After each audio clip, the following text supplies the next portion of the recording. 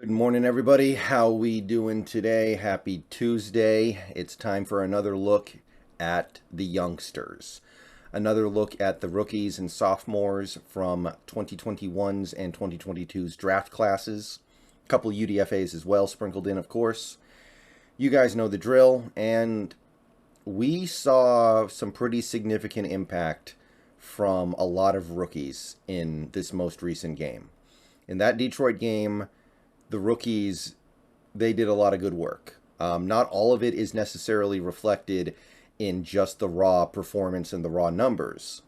But even in these situations where maybe a player didn't make a play or didn't get the job done fully, I believe the experience you're seeing some of these guys build is very useful and very helpful.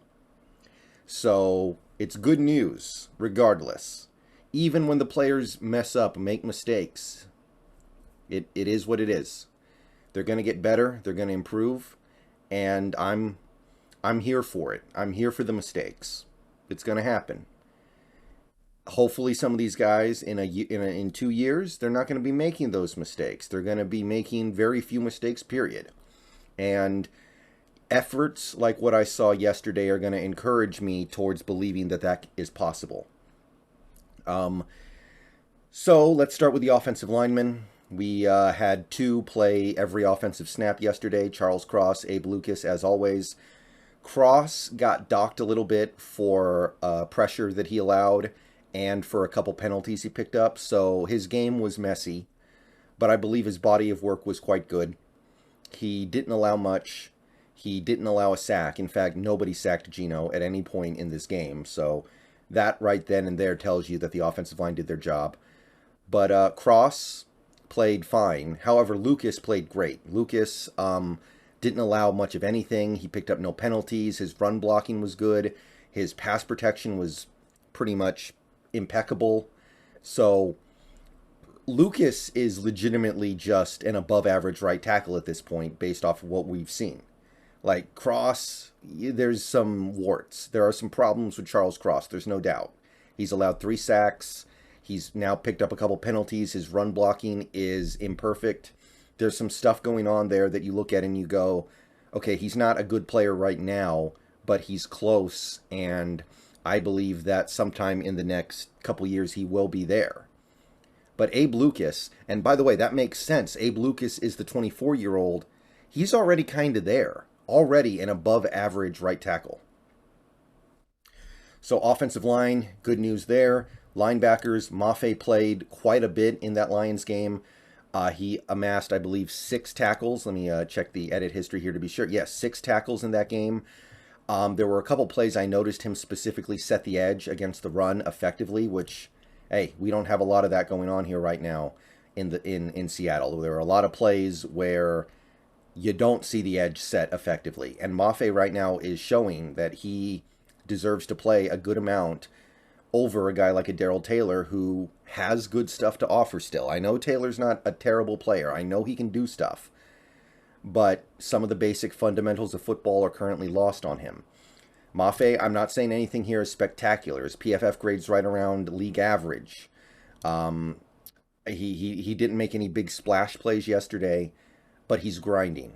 And I think that we just have to stick with it for a little while here and see if he can hold up over a full season. So Mafe, I think he played good.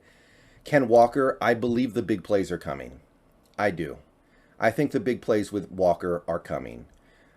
His PFF grade is down to about a 61. He's not really busted off anything big yet outside of the fly sweep against the Falcons.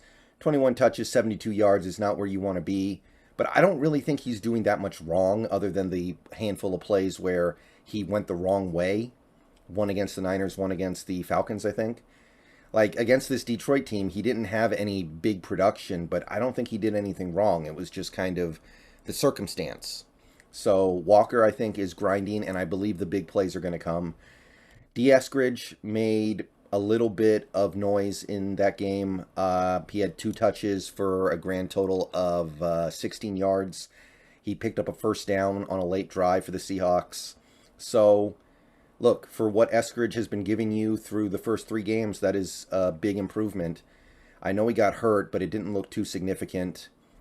I don't know where we go from here with Eskridge, but at the end of the day, it's time to kind of put him out there and find out. The sooner we can find out about Eskridge, the better. He's an older player. It's not like he's 21.